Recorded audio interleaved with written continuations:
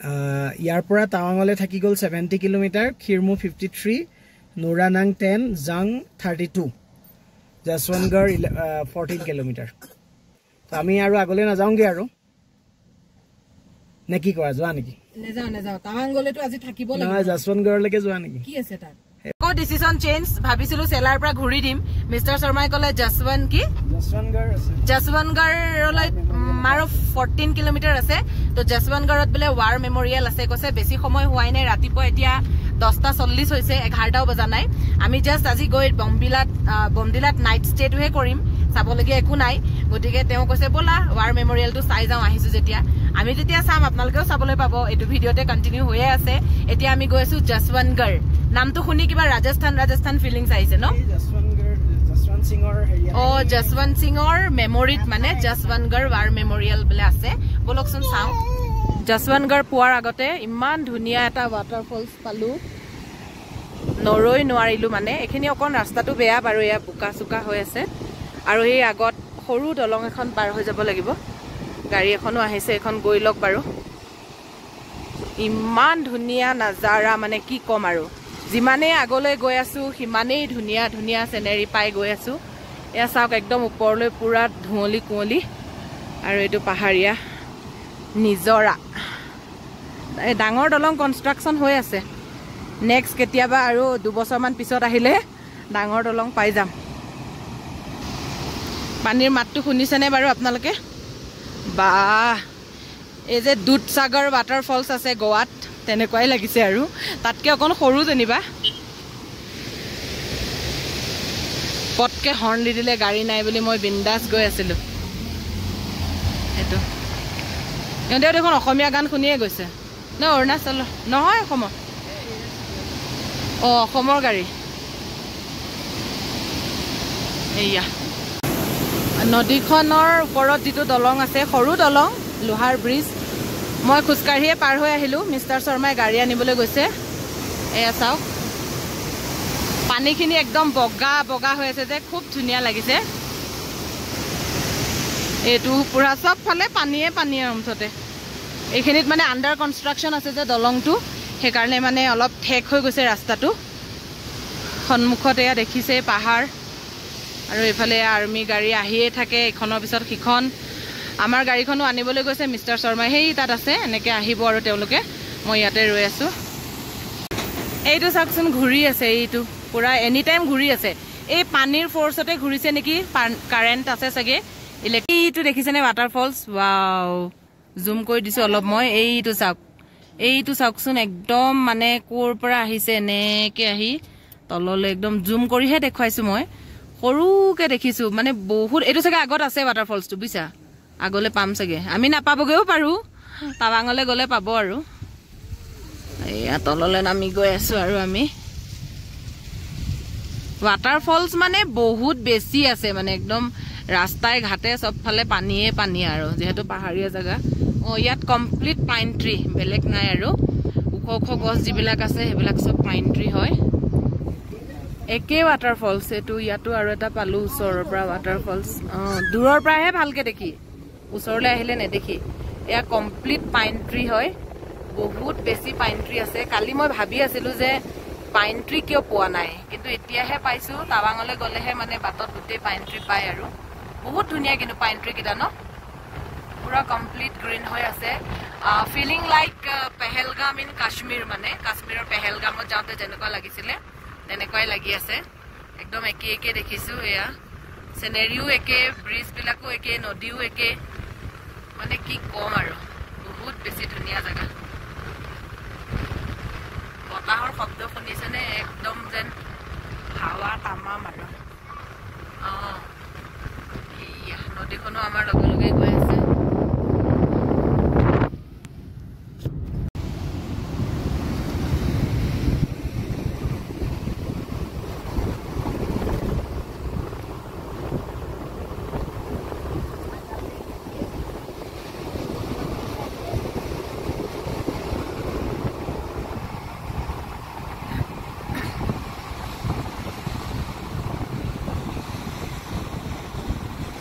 নদীখন ইমান ধুনীয়া লাগিছে।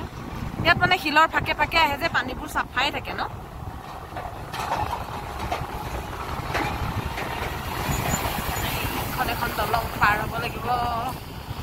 সব লোহাৰ ব্ৰিজে আছে ইয়াত বেছিভাগ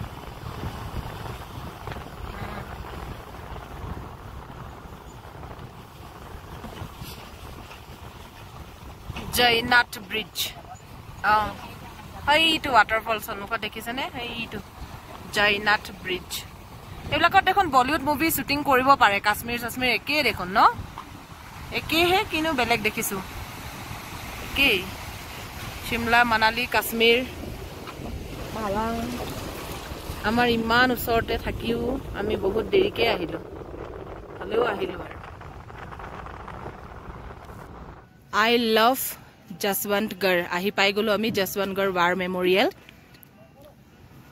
ama dhia mainao namile gari pa tupi supi pindhi fitting o ma ephale soa mama ephale detai lobo dia lua নহয় মই লম অকমান সময় লুৱাচোন সন্মুখত পৰা আৰ্মি সকল আছে তো ভিতৰত সোমাই যাব লাগিব এটো আমাৰ বিকাশেও একদম আৰ্মি পেন্ট পিন্ধি আহি গৈছে জুতা সুতা এফালে চোৱা মামা ধুনু ই কত আহি গলো ইয়ে লে লে লে লে লে লে মেও মেও এফালে চাইছে এইটো তেন্তে বলক ভিতৰলৈ সোমাই যাওঁ কিনো আছে আৰু এফালেনো কি আছে চাওঁ বা কিমান ওপৰত আহিলো আমি চাওক তলত নদী আছে যে পানীৰ শব্দ এয়া সেলফি পইণ্টে হয় তেওঁলোকে বনাই থৈছে আই লাভ জসৱন্তগড় আৰু ভিজিট জাং ৱাটাৰফলছ 20 কিলোমিটাৰছ আগলে আছে নাযাওঁ আৰু দে এটো সোমাই যাওঁ এতিয়া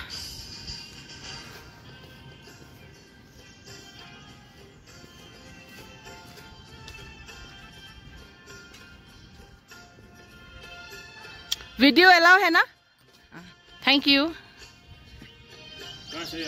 आसाम से नगांव एया आमी हुमाय আহিলো वार मेमोरियलर ভিতৰ ভাগত ইয়াতে দেশভক্তিমূলক গান কিছুমান লগাই থোৱা আছে সেই কাৰণে মই ভয়েস ওভাৰ দিব লগা হৈছে যেহেতু কপিৰাইট লাগি যোৱাৰ চান্স থাকে এ উঠি যোৱা ষ্টেপত ইমান ধুনীয়াকৈ লিখা আছে হৌসলা নিষ্ঠা সাহস হিম্মত সংকল্প जज्बा वीरता बलिदान कर्तव्य शौर्य तार माने गुटेई किटा आमार वीर सेना सकলৰ क्वालिटी হয় যি সকলে আমাৰ দেশখনৰ সুৰক্ষা প্ৰদান কৰি আছে তেওঁলোকৰ কোৱালিটি সমূহ ধুনীয়াকৈ এনেকৈ লিখি থোৱা আছে আৰু উঠিয়ে আমি এটা ধুনীয়া ঠাই পালো এটো এটা মিউজিয়াম টাইপৰ হয় যাৰ নামত এই ৱাৰ মেমৰিয়েলখন ৰাখা হৈছে জসৱন্ত সিং তেওঁৰ প্ৰতিমূৰ্তি আৰু তেওঁ ব্যৱহাৰ কৰা কিছুমান সামগ্ৰী ইয়াতে সংৰক্ষণ কৰি ৰখা হৈছে বলকচোন ভিতৰলৈ সোমাই যাওঁ কিনো দেখুৱাব পাৰো আপোনালোকক অকনমান দেখুৱাবলৈ চেষ্টা কৰিম On 17 November 1962 for the defense of Nuranang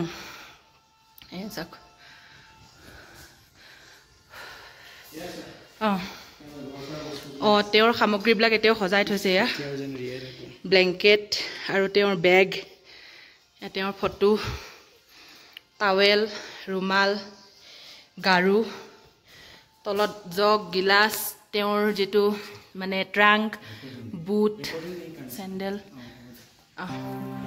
সোমাই আহি একেবাৰে সন্মুখতে থকা সৰু মিউজিয়ামটো চাই আমি ওপৰলৈ উঠি গলো যেহেতু অকনমান ডাঙৰ হয় এৰিয়াটো গোটেইখিনি চাই যাওঁ বুলি ভাবিলো ওপৰলৈ উঠি গৈ আমি আৰু এটা মিউজিয়াম পাম আৰু এই মিউজিয়ামটোৰ এটা বিশেষত্ব আছে কিনো বিশেষত্ব আছে মই মিউজিয়ামৰ ভিতৰ ভাগ যেতিয়া আপোনালোকক দেখুৱাম অলপ পিছত তেতিয়া ক'বলৈ চেষ্টা কৰিম সদ্যহতে গোটেই চাৰিওফালটো আমি চাই লৈছো ক'তনো কি আছে এইটো দেখিছে যে 100 মিটাৰ দূৰত্বত স্মৃতি স্থল আছে স্মৃতি স্থল মানে সেই স্থলটোৰ লগত সেই জাগাখিনিৰ লগত এটা স্মৃতি জড়িত হৈ আছে তো কিহৰ স্মৃতি কেনেকুৱা স্মৃতি মই নিশ্চয় কম আপোনালোকে ভিডিওটো চাই থাকক আৰু এয়া যে দেখিছে সন্মুখত পাহাৰৰ যি সৌন্দৰ্য একদম মেঘেৰে আৱৰা ইয়াৰ পৰা টাৱাঙলৈ আৰু বেছি দূৰ নাই আৰু প্ৰায় 1 ঘণ্টা মানৰ ৰাস্তা কিন্তু আমি আৰু টাৱাঙৰ ফালে আগুৱাই নাযাওঁ বুলি ভাবিছো যেহেতু আমি ঘূৰি যাব লাগিব গতিকে আমি এই জসৱন্তগড় যেটো ৱাৰ মেমৰিয়েল আছে ইয়াতে আমাৰ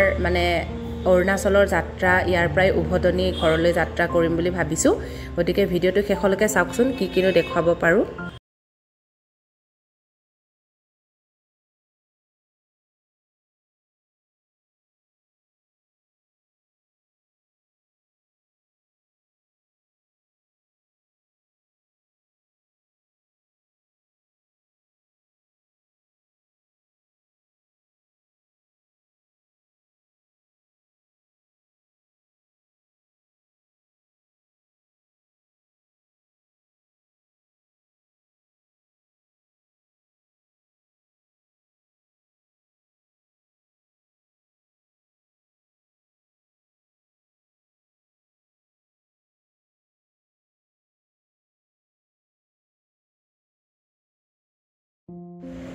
এয়া আহি আহি আমি আহি পাই গ'লো স্মৃতি স্থল, যশৱন্তগড় স্মৃতি স্থল।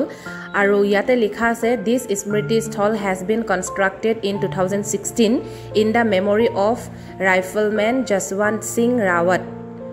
তাৰমানে আমি গম পালোঁ যে এই স্মৃতি স্থলটো 2016 চনত বনোৱা হৈছে আৰু কাৰ স্মৃতিত বনোৱা হৈছে?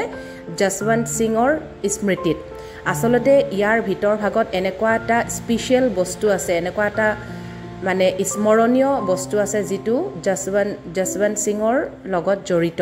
কোনটো বস্তু হয় মই আপোনালোকক দেখুৱাই আছোঁ, অকণমান পিছতে দেখা পাব। এইখন ফটোৱে হৈছে যশৱন্ত সিঙৰ আৰু এয়া টেলিফোন তেতিয়াৰ দিনৰে তেওঁলোকে ব্যৱহাৰ কৰা আৰু তেওঁৰ ইউনিফৰ্মো সেয়া ধুনীয়াকৈ সজাই থোৱা আছে তলতে।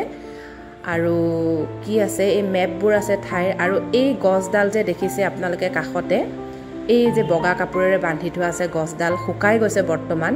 এই গছডালেই হৈছে মূল স্মৃতি যশৱন্ত সিঙৰ লগত জড়িত। তাৰমানে তেওঁ যেতিয়া শ্বহীদ হৈছিলে এই গছজোপাৰ তলতে তেওঁ শেষ নিশ্বাস ত্যাগ কৰিছিলে বুলি কোৱা হয়।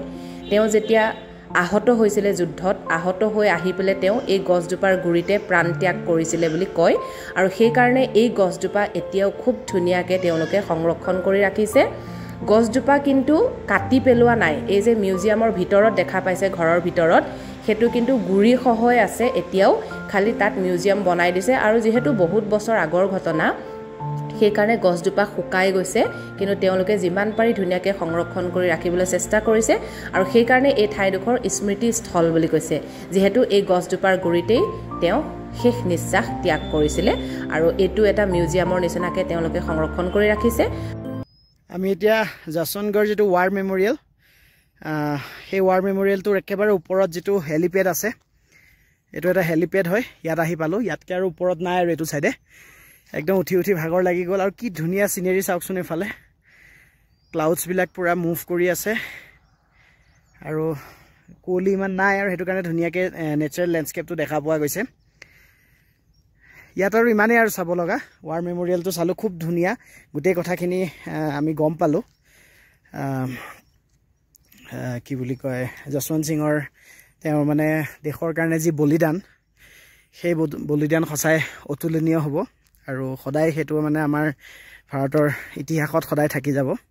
আৰু লগতে চেলা আৰু নোৰা, যি মই অলৰেডি কৈছিলোঁৱেই, তেওঁলোকেও দেশৰ কাৰণে নিজকে ছেক্ৰিফাইচ কৰিলে, যিটো বহুত ডাঙৰ কথা।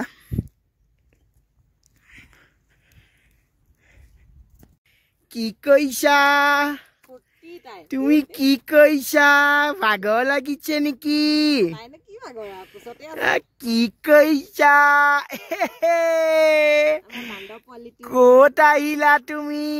এইফালে এইফালে ক'ত আহিলা তুমি? ভাগৰ লাগি গৈছা দেই। এইফালে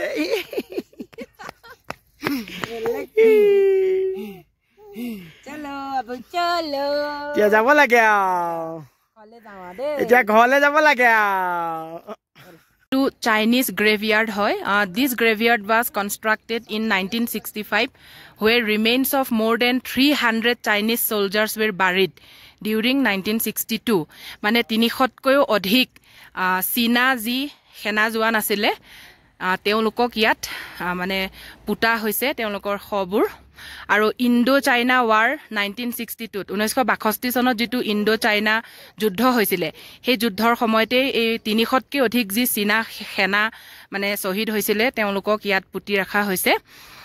PLA attacked this defended locality of Nuranang on 17 November 1962. 1962 17 নৱেম্বৰত হৈছিলে, which was foiled by the brave troops of a 4 Garhwal rifles thrice, and there were more than 500 Chinese casualties, whereas 4 Garhwal rifles suffered 02 fatal and 02 non-fatal casualties.